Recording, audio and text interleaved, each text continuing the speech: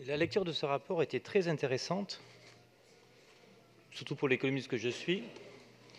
D'ailleurs, une première remarque que j'avais, j'imagine donc qu'est-ce que donnera donc un rapport donc sur Réinventer Paris sur le même retour sur expérience.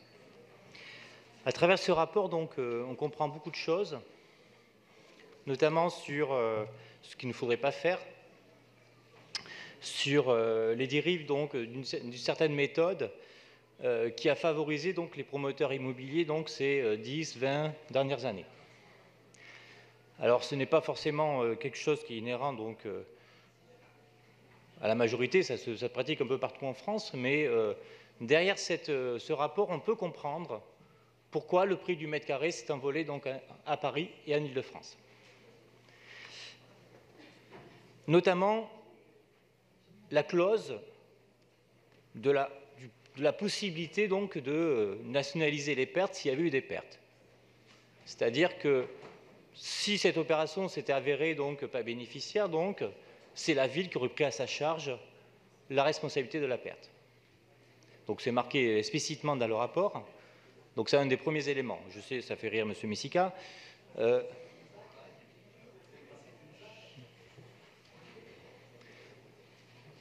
Je rappelle qu'on a eu la même remarque sur Autolib, donc on verra ce que donnera le résultat du procès donc, sur est-ce que la perte sera à la charge de la ville ou pas. En tout cas, je ne sais pas si c'est la loi, l'autorisation, en tout cas, ça a été fait remarquer par la Chambre régionale des comptes, donc ça ne va pas être si évident que ça, donc, cette prise de risque. Mais de toute façon, il n'y avait pas de risque sur cette opération.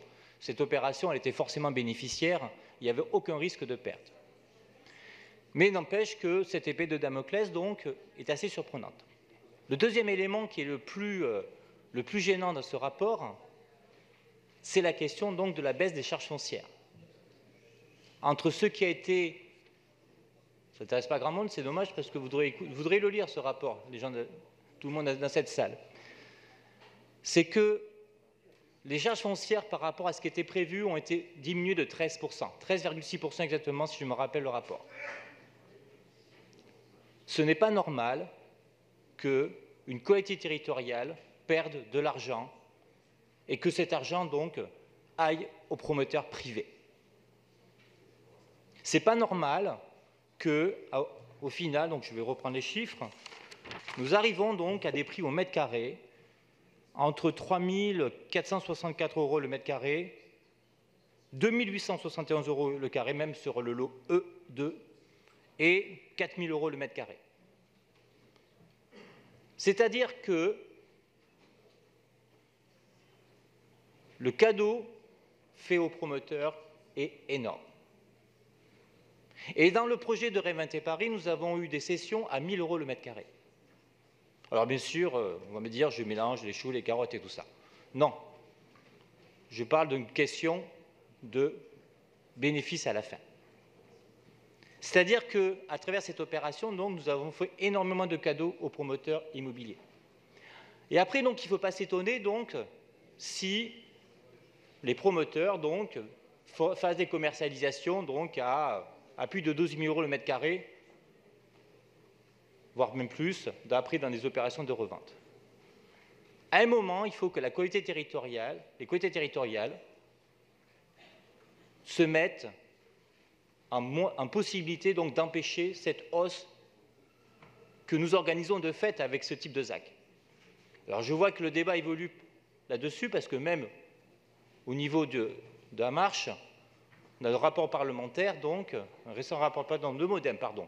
Peut-être que ça pourrait intéresser M. Azière.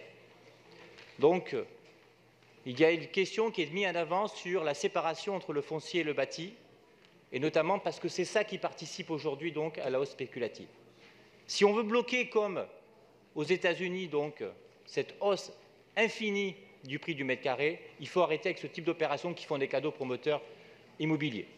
Et donc j'espère que demain, à travers l'Office foncier solidaire qui a été mis en place, nous arrêterons, nous stopperons ces mécanismes qui n'existaient pas à l'époque. Peut-être que M. Bargeton, ça peut l'intéresser aussi. Donc, voilà, ce rapport indique comment on a enrichi gratuitement des promoteurs qui n'avaient pas besoin de la collectivité territoriale pour les enrichir. Il faut conclure, Monsieur Glaise, vous avez fini oui. votre temps de parole. J'ai fini là-dessus. Je pense que je n'aurai pas de réponse, mais bon, j'ai voulu quand même le dire. Nous allons voir et je donne la parole à Monsieur Jean-Louis Missika.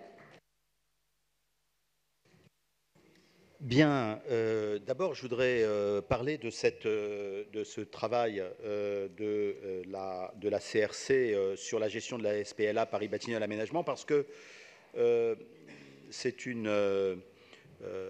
un travail extrêmement intéressant qui donne quitus à la SPLA et qui porte un jugement que je considère comme élogieux sur la façon dont cette opération de l'écoquartier Clichy-Batignolles a été menée.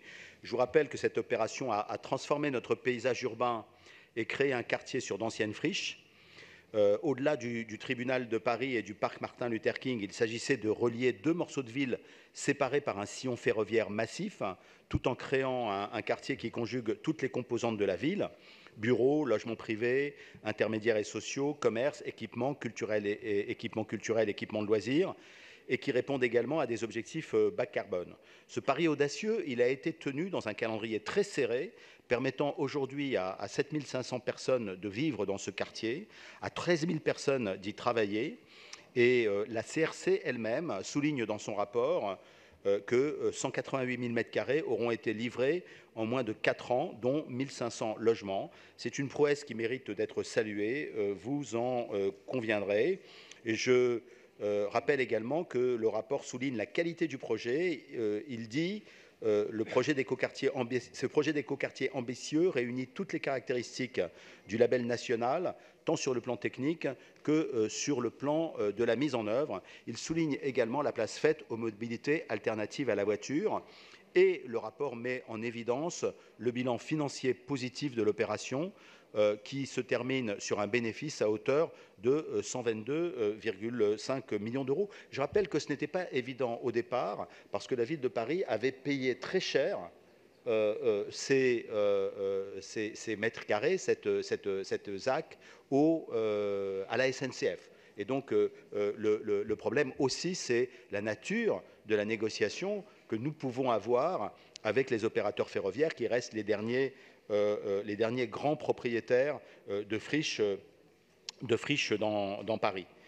J'en viens maintenant aux remarques de Jérôme Glaise. Je les partage complètement. Il est tout à fait anormal que la hausse des prix de l'immobilier fasse que, entre le moment où une charge foncière est vendue et le moment où un appartement est vendu, il puisse y avoir une augmentation assez spectaculaire des prix. Je voudrais vous rappeler que nous avons voté tous ensemble, à l'initiative de la maire de Paris et de l'adjoint au logement, une clause anti-spéculation qui s'applique maintenant à tous nos appels d'offres dans les zones d'aménagement concerté. J'en veux pour preuve les derniers appels d'offres lancés par la CEMAPA sur la ZAC Paris-Rive-Gauche, où cette clause anti-spéculation est appliquée. Je vous rappelle également, puisque vous avez fait allusion, certes brièvement, mais quand même, à Réinventer Paris, que cette clause anti-spéculation s'applique à tous les appels à projets de Réinventer Paris. Donc, bien évidemment, si le gouvernement et si le Parlement nous donnent de nouveaux moyens de maîtrise des prix du foncier, nous les utiliserons avec beaucoup d'enthousiasme. Mais aujourd'hui, nous utilisons les outils qui sont à notre disposition. Nous avons créé la foncière solidaire et nous avons mis en place cette clause anti-spéculation qui a quand même un certain impact sur l'évolution des prix du mètre carré à Paris. Je vous remercie. Très bien. Je vous remercie.